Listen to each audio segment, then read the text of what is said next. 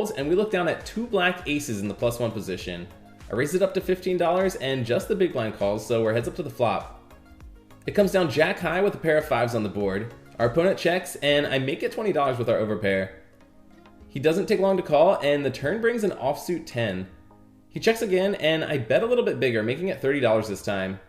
I think I should be betting a little bit more here. The pot's $71, $30 is less than half pot. I think it should be closer to a $40 to $45 bet at least. He calls once again, and the river brings the 10 of clubs, double pairing the board. He checks a third time, and I consider checking back, but the way the hand played out, I'm thinking he might have a jack here that we can get some thin value from. I make it $50, and he pretty much snap calls. I show our hand, and our opponent flips up 3 deuce of clubs for the rivered flush. That's definitely not the hand I was expecting to see here, but it was enough to crack our aces, unfortunately. 30 minutes pass before the next interesting hand. We've got 6-4 suited under the gun, and I decide to mix it up with a limp for a stack to see if we can get one through. It folds to the small blind, the same player I bluffed with ace-10 earlier, who raises it up to 25. The blinds fold, and I go ahead and call since we've got position. We're heads up to the flop, which comes 8-6-9 with 2 clubs, so we flop bottom pair. Our opponent leads for $30, and our pair could be good enough here, so I go ahead and call. We're off to the turn, which brings the 4 of hearts, so we pick up a disguised 2 pair, and I think it's safe to assume we're ahead of most hands our opponent could be holding here. He checks to us, and now we've got a bet for value. I make it $75, and our opponent only takes about 5 seconds to make the call. We're headed to the river, and it's a pretty good river to say the least when we see the 4 of diamonds giving us a backdoor boat. Our opponent now surprisingly leads into us for pot, $260. I double check our hand since his bet surprised me, and I want to make sure I didn't misread anything. After confirming we've got the goods, I'm having a hard time putting him on a hand that beats us, and I push all in for our last $511. It's only $251 more to him, and he snap calls. I show our hand, and our opponent shows the 4 of spades before mucking. So we pretty much hit the perfect river card to get paid, and we scoop an almost $1,300 pot. Another 30 minutes pass before the next interesting hand. We've got 2 black aces again, and we're even in the same position as before. I raise it up to $15, and it folds to the small blind, who 3-bets to $55. I don't really want to get tricky and just call here since we've got an aggressive image, and I'd rather just get the chips in now if our opponent's willing to. With that, I 4-bet to $200, which is probably a little bit on the bigger side. After about 30 seconds, our opponent folds and we take it down. 4 hands later, the under the gun player raises to $15 and the next player calls. We look down at ace-king on the button and we're definitely putting in a raise here. I bump it up to $75 and both the raiser and caller end up joining along, so we've got 3 to the flop. Unfortunately, we whiff completely when the flop comes down 7-3-9 all clubs.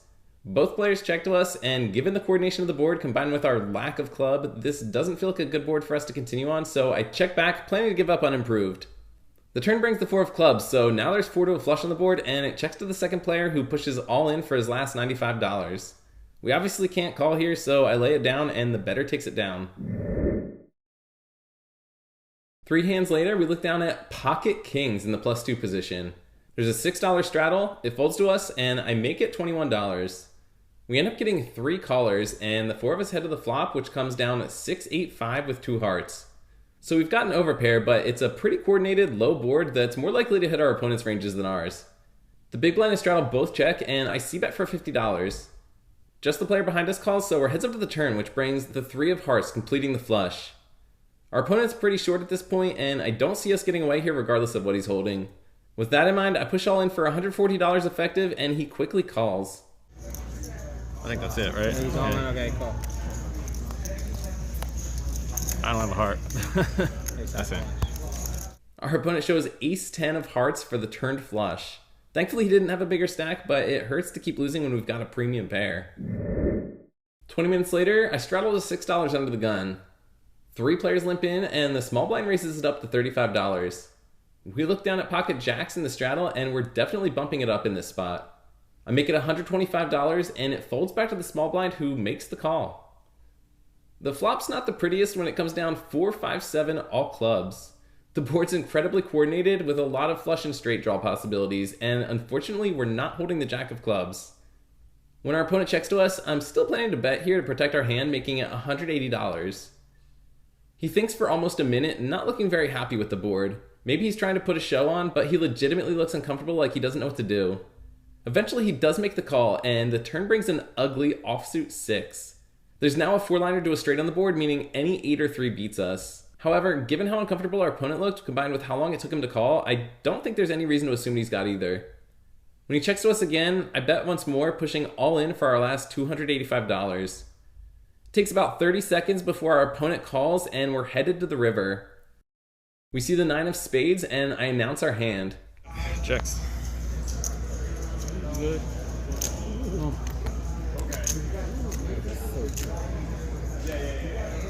Somehow our hand is good, and we take down a much needed pot.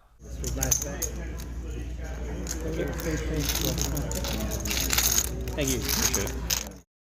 25 minutes later, we look down at King Queen offsuit in the hijack.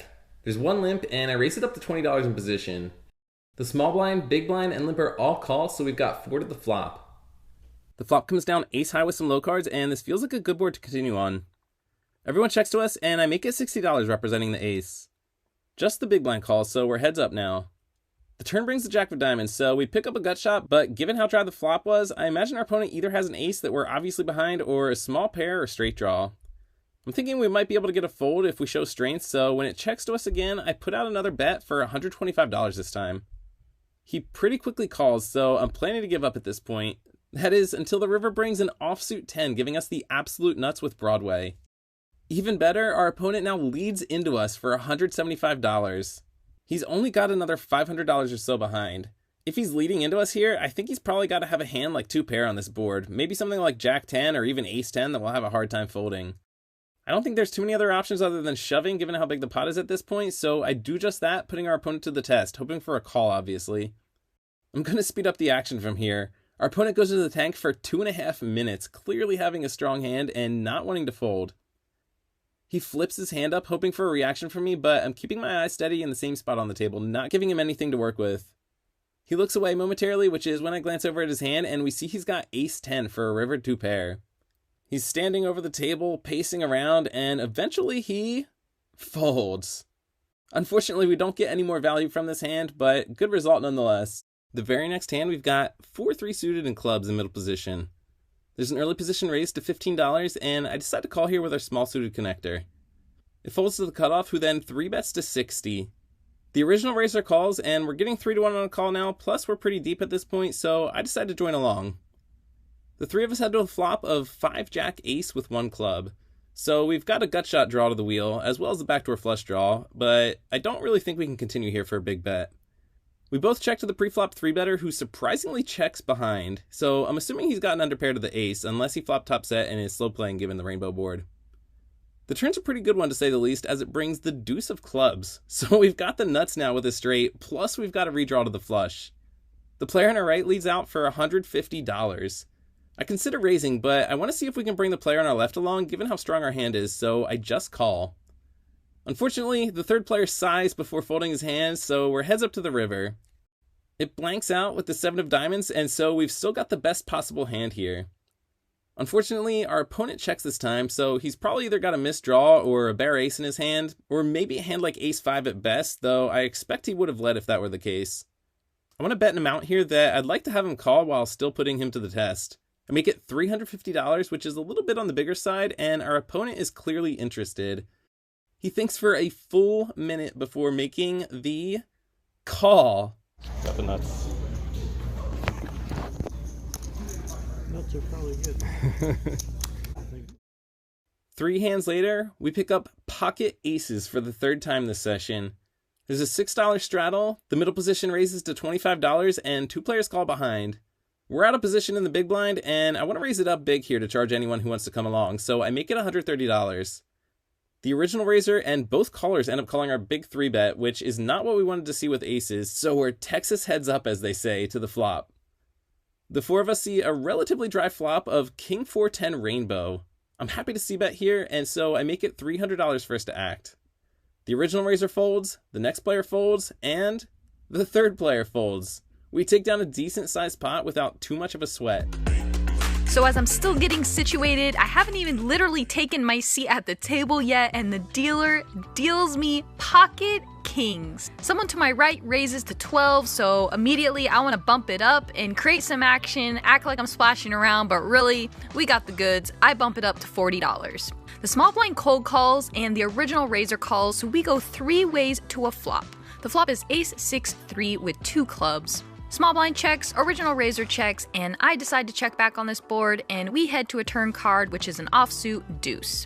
Small blind leads for $60, original razor folds, and I'm not going to fold to just one bet here, so I put in the call, and we head to a river, which is an offsuit 9. He checks, and I'm extremely happy to check and take my showdown value here, but unfortunately, he flips over ace-jack offsuit, and not a good start to this session. We are now down $100 at our meetup game. In this hand, I raise from early position with 10-8 of spades, next to at calls and the big blind calls, so we go 3 ways to a flop of jack, 7, 9, 2 clubs, and we flop the nut straight once again. Big blind checks to me, I bet $20, the guy to my left folds, and the big blind comes along, so we're going head up to a turn card, which is the king of clubs. He decides to lead into me for $35. I don't see a point in raising, let's keep all worse hands in, and if he has a flush, we can just call here, so we head to a river card, which is the 6 of hearts, and interesting enough, he decides to check now, so I'm gonna go for value, and I bet 60, and he quickly folds, so I think he was just trying to get me off a hand on the turn, but we scoop the pot.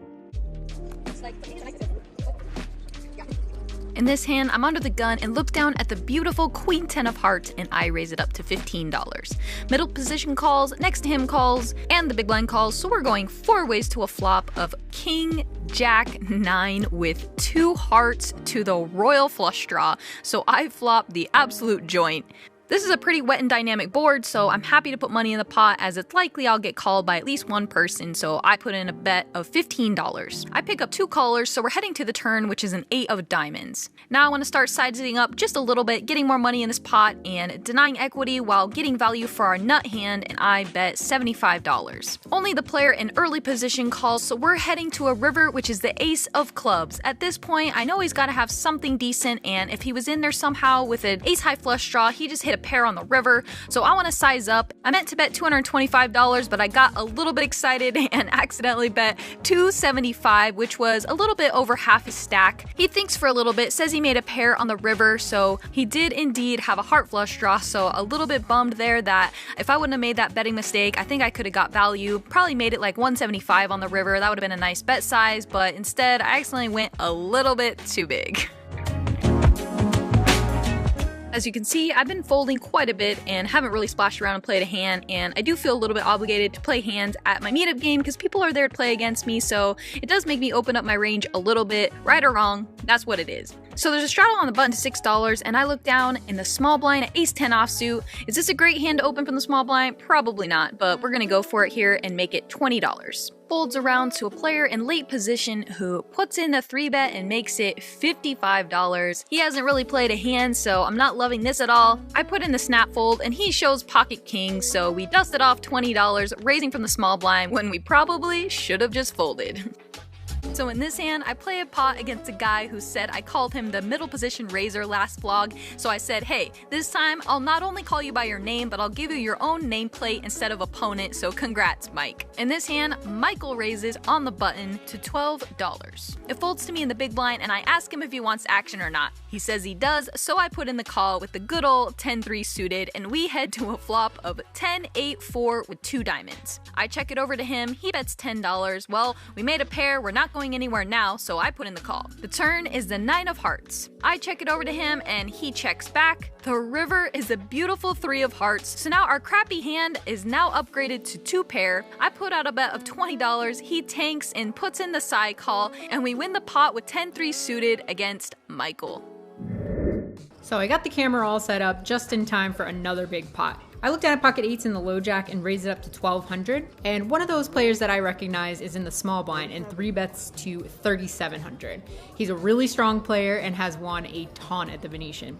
Pocket 8s, where we're pretty deep stacked, I'm gonna be making the call. So I flick in the 2500 and heads up to a flop. The dealer puts out an 8 right in the window. I'm already stoked. The other two cards are a 5 of spades and a 4 of spades. So it is a monotone flop with straight possibilities, although it's kind of unlikely. So even though I have top set, it's definitely not the nuts, but I'm going to treat it like that until I meet a lot of resistance or unless there's some fireworks that happen. The small blind c-bets for 2,500, and I'm just gonna call here because I'm not gonna be raising a lot on this flop anyway. The turn is the 10 of hearts. Small blind checks this time, so I'm pretty confident in my hand. I do have a really good set, and I don't think that he has a flush too often here. So I bet 7,000, he makes the call. And the river is the 7 of hearts. Some straights come in if he did have a 6, but it's pretty unlikely given the action pre-flop. When he checks it over to me, I am just considering if I can get value from worse hands. I think he would hero me off with an overpair with a spade, let's say, because then he blocks me having a flush. So I go for it all. He only has 18,000 left in his stack. I rip it all in, and he goes into the tank for about 2.5 minutes total. 2.5 minutes right into our break, and eventually he does make the fold. So we win another huge pot to start off this tournament. So right after break, Under the Gun kicks us off with a raise to 1,300. Under the Gun won 3 bets to 4,000. So already looking like some pretty strong hands over there, and it folded all the way around to me on the button, but I looked down at pocket queens. Also pretty strong. Some history real quick about Under the Gun 1. This is only his second hand at the table. He's a new player, and the first hand that he played, he 3-bet the same player, early positions, with ace-jack offsuit. So I know that this doesn't necessarily mean a super strong holding on his part, but I do tend to give a little more credit to the second 3-bet in a row when you've shown a lighter 3-bet the first hand. So just a kind of small little thing, but I think he's probably a little stronger than the first 3-bet. Anyway, I have pocket queens. It's gonna be a lot easier for me to play if I 4-bet this hand. We're only 50 bigs deep, but it is a premium, and if I get coolered, so be it. Or at least that's how I was thinking in the moment. So I 4-bet, I make it 9,000. Under the Gun is very happy to fold. Under the Gun 1, however, checks out my stack, sees that I have him covered, jams it all in there for his remaining 33,000. And I didn't 4-bet queens to fold, so I snap it off, and we get the bad news. We're up against pocket kings. So unfortunate, but the dealer is on my side. The window card is yet again top set for me. That's right, Queen of Diamonds right in the window, and we fade the king on the turn in the river, bust this poor guy out of there, and continue to run really good.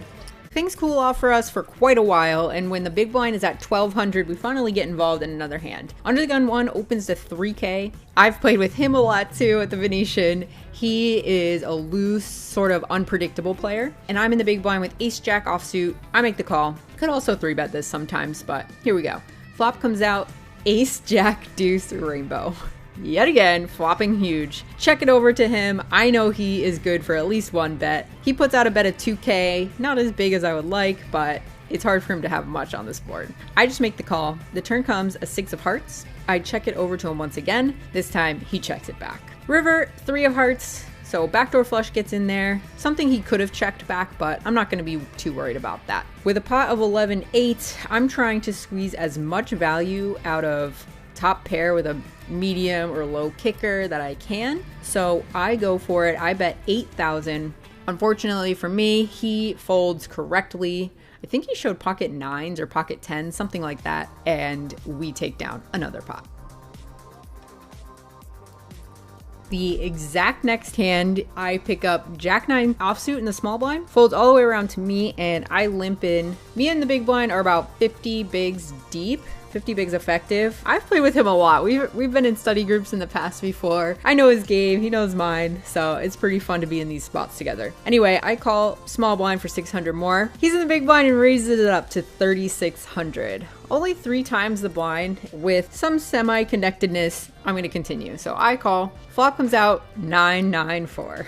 What else would it be? I am running just so hot. Flop trips, check it over to him. He c-bets for 2,500. I make the call. Probably should raise here, but I just made the call this time. Especially with the flush draw, yeah, I probably should raise. The turn is the 7 of spades, so completes the flush. I check and he checks back. The river is the 8 of clubs. And after he checks back the turn, I might be hard pressed to get too big a bet out of him on the river. So I'm gonna lead myself, especially since I didn't raise flop. I bet pretty big. I bet 10 into 13. He thinks for quite a long time. I know that he was thinking this looks pretty strong, but after he checks back the turn, he is pretty capped, so I can go kind of big. After thinking for a really long time on the river, he reluctantly sticks out 10K. I flip over my 9. He flashes me pocket 10s. Yeah, we scoop down another big pot. Now we're almost tripled up in the first few levels. In this one, I open the cutoff with 9-7 of diamonds to 3,500. My reg friend in the small blind comes along, and it's heads up. We go to a flop, which comes all diamonds. Jack 5-4, all diamonds. We flop a flush, just continuing our run good this session. And when small blind checks to me, I see bet for 2,500, and he makes the call. By the way, I go small in this type of flop when it's monotone because it's pretty fit or fold, and you don't need to go that big for people to fold when you're bluffing, and you don't want to go too big and fold a worse hand when you actually do have a flush. The turn comes a 4 of spades, so bottom card pairs, and the small blind, he's always unpredictable, mixing things up. He leads for 5,500. It's a little more than a third of the pot, and I was a little tripped up by this lead. I think that maybe he's trying to represent a 4, but I don't know how many of those he's peeling from the small blind. Other than that, maybe he has a jack with a diamond, or a flush that he was slow playing on the flop to my small bet. So all of that stuff's going in my head, and I just decide to call this turn and keep in anything that he's just getting out of line with, and I can bluff catch him on the river or raise if he bets small. The river is an 8 of clubs. Still have most likely the best hand. He leads again for 13,000 this time. A little less than 2/3 of the pot. I wasn't actually sure what I could get value from with the raise here. I know I have a flush, but I need him to call a lot of the hands that he has for value that I'm beating on the river to raise here. I think he will call with a 4 if he happens to have it in the small blind. And I think he might hero me if he has a jack with, you know, maybe an ace of diamonds. But I think this guy in particular, I mean, he changes it up, don't get me wrong, but this guy in particular, I'm pretty sure is going to be 3-betting with ace jack offsuit pre, and maybe even king jack offsuit. So I was really left wondering what I could get called by. I flicked in the call, and he turns over 3-4 suited, 3-4 of hearts. So he did turn a 4, did turn trips, might have missed value there. I really couldn't put him on too many 4s. Yeah, let me know what you guys think about that hand. It was kind of close in my opinion, but maybe it wasn't. Maybe it was just a really easy value bet that I missed. Who knows? So the next one, I open under the gun with ace king of diamonds to 3,500, and same guy 3-bets me to 9K. He gives a lot of action, so you know, I appreciate it, especially when I have these good hands. Folds back to me. He only has 40K effective, so that's about 25 big blinds. Easy jam, which is what I do. I go all in, and he pretty quickly lays it down. He claimed he had ace queen off later. I get the dream spot. I look down at pocket aces under the gun 1, and this guy is still going off. So I raised to 5,500. He might not have noticed I haven't been opening since he sat down, but he 3-bets to 16K. He's only got about 105 total in his stack, which is 40 bigs. But I don't want to just rip it in with aces. I don't want to just call and have him, you know, see a flop that he doesn't like. So I just tiny 4-bet to 40K, which I could even go smaller maybe just as an exploit, but I chose 40K, 2.5 times his bet, and he just snap goes all in, and it was just music to my ears. I obviously put in the call immediately, and he has pocket deuces. I hold post flop, and I have no idea how I just ran this good, especially the guy that's just giving it away. Blinds are all the way up to 1,500, 3,000 now. So in this one, Brandon opens to 7K from the low jack. I'm on the button. I like to defend my button a lot, and this time I looked at a king queen offsuit, which is a pretty easy call, and the big blind comes along as well. 3 ways we go to a great flop, which is king high. It comes king 3 deuce, 2 hearts. So I have that backup heart just in case my top pair is no good, and it checks around. I wanted to check this one back because I just wanted to lay the trap for Brandon. Like I said, he'd been playing very loose pre-flop. So if I check it back and the big blind checks again, I think I'm pretty likely to get a turn bet out of him. So that's what I did in this case. The turn is a 4 of diamonds. Big blind checks again, and whew, the plan is coming together. Brandon bets 16K this time on the turn. I just make the call, and the big blind gets out of there. So just me and Brandon off to a river comes the Queen of Diamonds. Just still running so good. He checks it to me this time. I think he's just giving up, but I gotta shoot my shot. So I put out 40K, hoping to get a crying call from something that maybe he rivered a queen. I don't know, just something. But he ends up folding and we take it down. Thank you.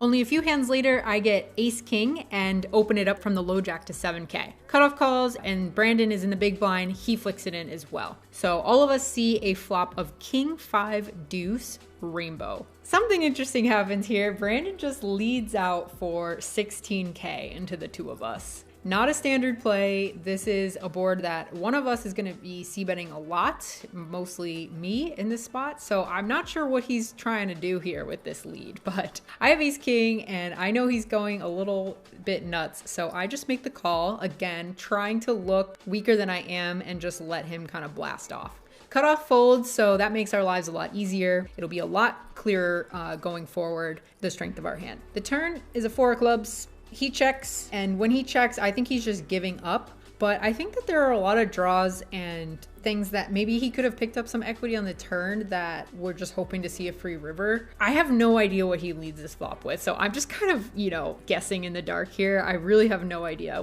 what this line means. So I think that's why I ended up checking. Looking back at this hand, I don't necessarily like this, but I think one of my leaks is that when I'm unsure in a spot, I lean towards the passive route. I don't really think it all the way through. That's just something for me to know going forward. Anyway, all that being said, the river is an offsuit ace. We have barely had less than 2 pair this whole tournament. It's pretty insane. Brandon checks again on the river. I bet 35K. Unsurprisingly, he folds and we take down another pot.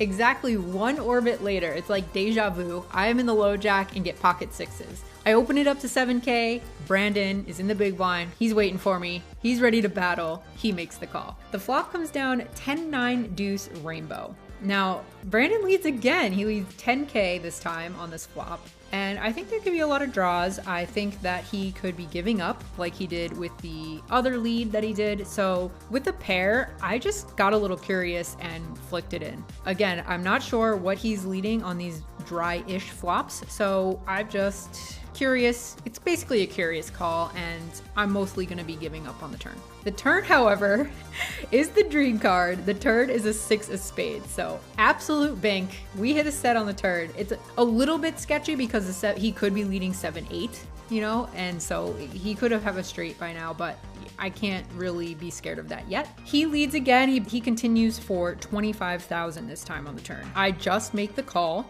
I think that if I raise here on the turn, it screams strength and all of his bluffs are gonna fold and he might even hero fold some of his value hands. So again, I just want to set the trap. I'm in position. I think it is a more balanced way of playing and I think that he will be more likely to go off if I just call. The river is a deuce of spades. He does not slow down. He puts out 35,000 this time. I do think he has sort of a marginal medium strength hand with this sizing. He's only got about 100K total to start the street. So after that 35K, he's got 70 back. So there's only one thing left for me to do with my boat. It's very disguised. I rip it all in. As you can see here in the playback, his hands show that he's really frustrated. I think he actually has something this time and it was just the ultimate setup because he's been trying to get me, I've been trying to get him, and in this exact scenario, I just got super lucky on the turn. I don't know what he has, so I'm just assuming that I got really lucky because his body language is very annoyed, very frustrated. After a really, really long time, he finally calls all in. We get the good news. I flip over my hand and everybody goes, whoa. He tosses his hand in the muck and yeah, we bust him out of there. Continue our run good.